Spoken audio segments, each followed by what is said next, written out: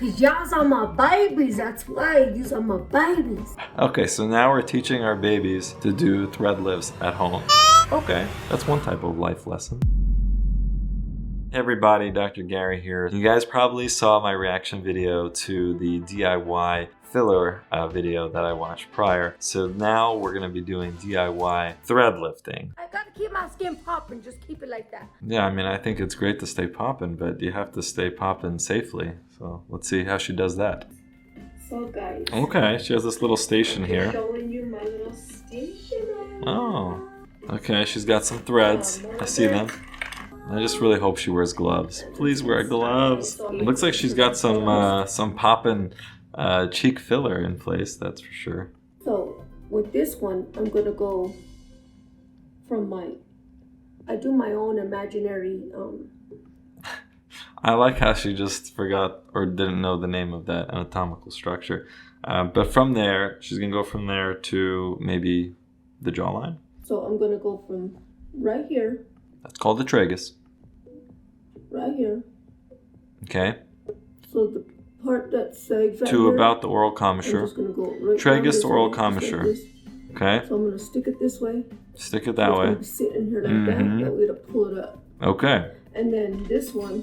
Pretty straightforward. So the tip of my top ear all the way down, straight down. All right, upper pinna to the upper oral commissure. So. Okay, no gloves, long nails. So you want to measure it exactly where you want to put it, okay?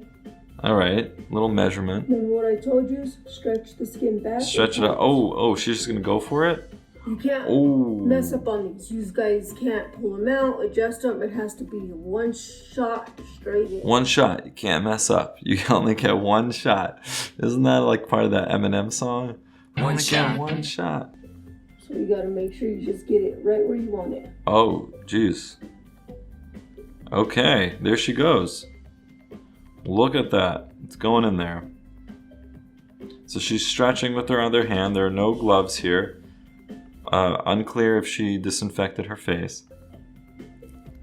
Okay, so look how superficial she's putting in that thread. I don't do threads in my practice anymore, but I was trained to actually do threads. I choose not to do them because the results are, in my opinion, not always consistent. And so I just refer them out to some other folks who I trust to do them. But in general, when you put in threads, you want to make sure that they're at a deep level. So one of the biggest mistakes that providers make, and I guess patients who do this stuff at home make, is that they go too superficial. They go right under the skin. And when you do that, you end up getting like dimpling and potential other problems. So it's better to place the threads deep. But the problem is with doing this stuff at home is like, how are you going to make sure that you're placing it safely? So you're going to tend to err on a more superficial plane, but that isn't the ideal plane for the threads. Okay, so again, you can see the outline of the thread, so that to me tells me that it's way too superficial. And now she's pulling that out, leaving the thread in there, and voila. Oh my god, damn! Why is she surprised? Crazy. Is this her first time doing it? That shit was gonna be like stuck inside.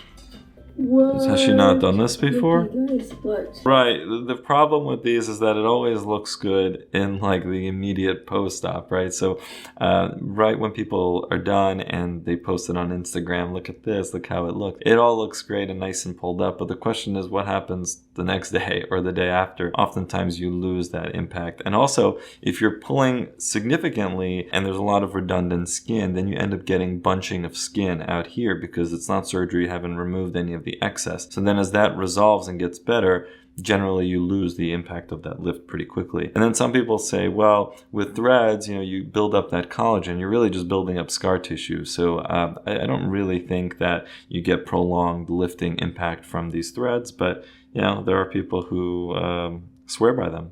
I think she should go out of her house like this. Like I was like playing with it? just show up to the supermarket looking like that, like these barbs sticking out your face. It'd be funny. I was like, what? I don't think it's inside. But oh my god.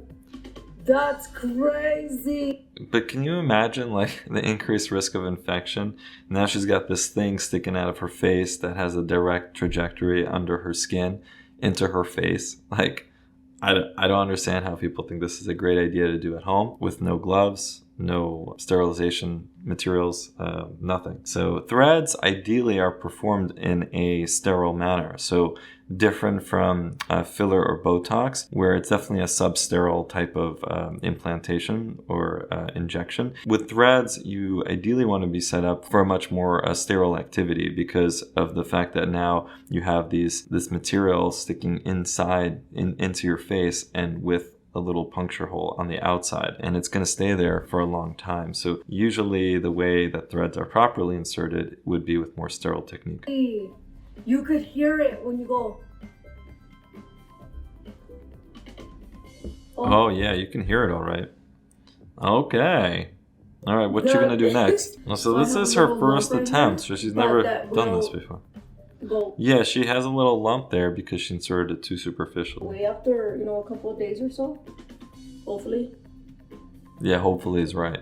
Keep in mind that threads these days are dissolvable. PDO is a type of suture material that we use in surgery, and they've made it into these threads. It used to be Prolene that was used, which was a permanent type of thread. So the reason why thread lifts came back with a resurgence and are being used more in clinical aesthetic medicine is because they are dissolvable. So even if you royally mess up, aside from getting an infection and needing to be treated for that, but if it's a cosmetic deformity, usually as the thread dissolves, that deformity will go away. Here goes the second one.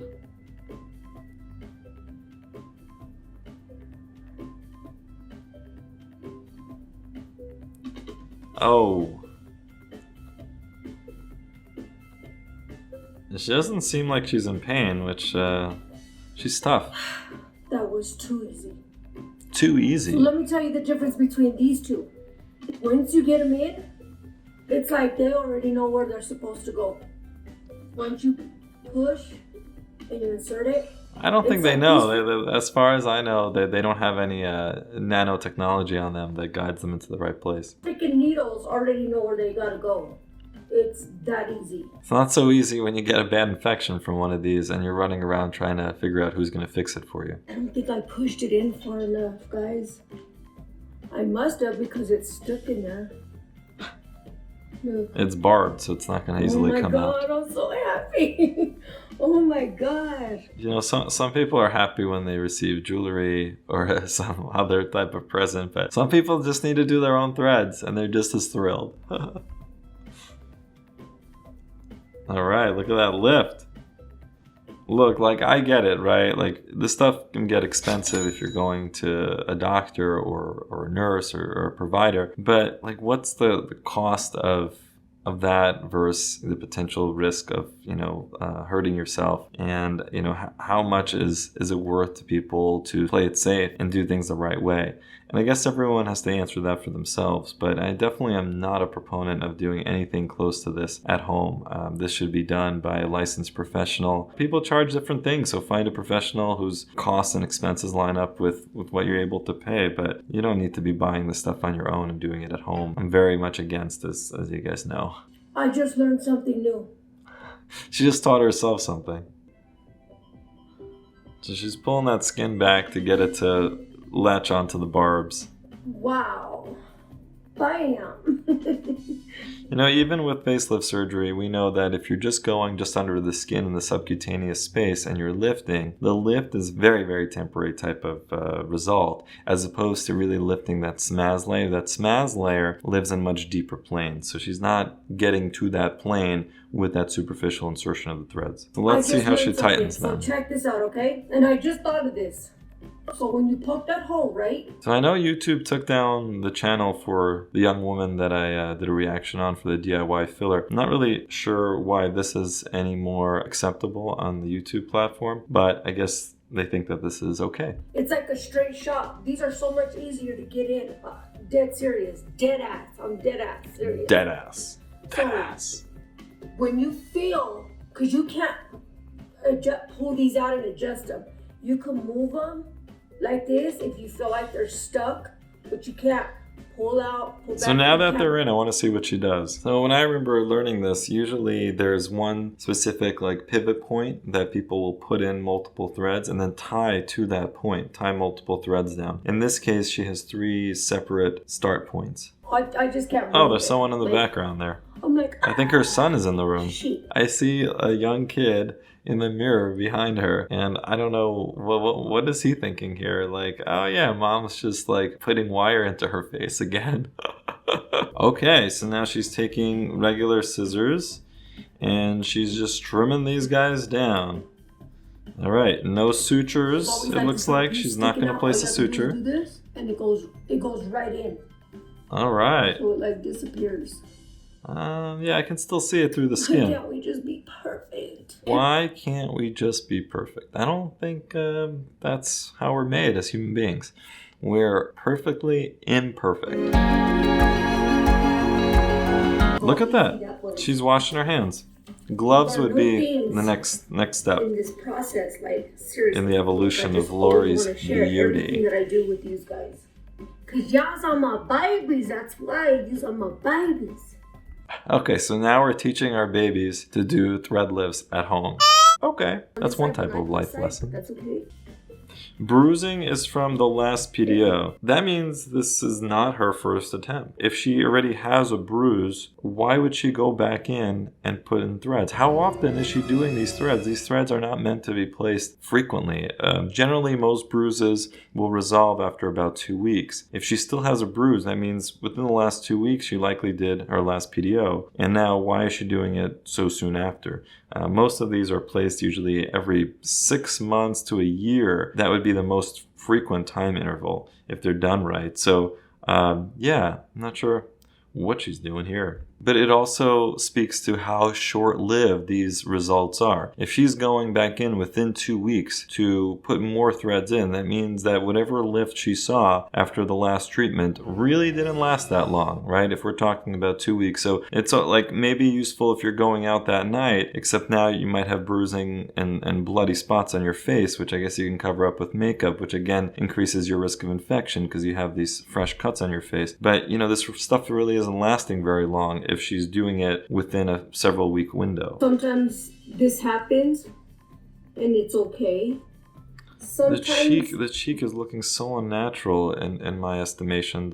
Especially the left lateral cheek just looks so overfilled. I think I was holding it, so when I was injecting it. Can you imagine? She's got her fingers all up on these threads that are then going to be living in her face for 6 to 9 months. You're just asking for a problem. You're asking for an infection in your face. We learn from this, and that's what it's about. No, it's not about experimenting on yourself at home. It's about doing the proper education to learn this stuff properly, getting licensed, and then performing it on other people. And if you want this performed on yourself, then go to a colleague, go to a licensed person. Guys, I just can't believe how easy this is. It looks hard because when I remember. Yeah, it doesn't look hard, but you know, it's easy until there's a problem, right? And then you're gonna regret all this and you're gonna wish you never did it. So let's talk again about the risks. So number one risk is gonna be of infection. Another risk would be just a poor cosmetic result because now you have dimpling that you have to live with because it's very hard to revise it. You could get nodules that form in the area. You could get scar tissue, excess scar tissue that forms. And you could just get some more permanent distortions of the face if it's not pulled in the proper location. I agree that everyone should have the option and the ability to feel and look beautiful. However, I think that safety trumps everything else. And when you're doing thread lifting at home the way that Lori is describing, you're putting yourself at risk to a lot of potential complications that then you can't deal with, right? So if you get an infection in your face, what are you going to do? Who are you going to run to? It's problematic. I think it shouldn't be done at home, thread lifting that is, along with DIY Botox and filler. I really think it's a dangerous trend that we're seeing. By putting some of this these wires in. There are important nerves in the face and important blood vessels, and there's always a risk of getting severe bleeding or injuring one of these nerves. For now, I think I'm going to stop it there, and hopefully you guys enjoyed this reaction video. It's a little bit cringeworthy for me to watch these and react to them, but we do them to try to protect the community. So take care, guys, and see you again soon. Bye.